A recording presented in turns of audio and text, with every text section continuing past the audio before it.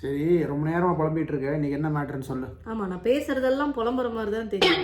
இன்னைக்கு ஒன்றும் விஷயம் இல்லை. எவனோ கண்ணை தூக்கிட்டு வந்து என் கண்ணு மேலே வச்சுட்டான் போல, அதாவது யாரோ கண்ணு வச்சுட்டாங்க போல அப்படின்னு நானே நினச்சிக்கிறேன். காலையிலிருந்து என் கண் அப்படியே பொங்கி ஒழுகுதுங்க. என்னன்னு தெரியல, தண்ணியா வருது, சவந்து போச்சு. ஐ திங்க் நான் சஸ்பெக்ட் பண்றது மெட்ராஸ் ஐயா இருக்கும். இந்த மெட்ராஸ் ஐ வந்துருமோன்னு நினைச்சு நான் ஒரு கண்ணாடியை போட்டிருக்கேன். பாத்தீங்களா, இது என் கண்ணாடியே இல்லை. ஒரு பாதுகாப்புக்கு இவங்களுக்கெல்லாம் வந்துடக்கூடாதுன்னு சொல்லி போட்டிருக்கேன். ஆனால் இப்போ தான் நான் நினைக்கிறேன், கண்ணாடி போடுறவன் வந்து தெய்வம். காலையிலேருந்து இது இறங்கின மயமாகவே இருக்குது. ஏற்றி ஏற்றி ஏற்றி விட்டு என் கையே வீக் ஆயிடுச்சு. அடுத்தது என்னன்னு பார்த்தீங்கன்னா, காஃபி தான் குடித்தேன். இங்கே ஃபுல்லாக பனிமூட்டமாக ஆயிடுச்சு. அப்புறம் அதை எடுக்க தொடக்க மாட்ட அப்படின்னே இருக்குது. அதுக்கப்புறம் இந்த காது கிட்ட வந்துட்டு வலிக்குதுங்க.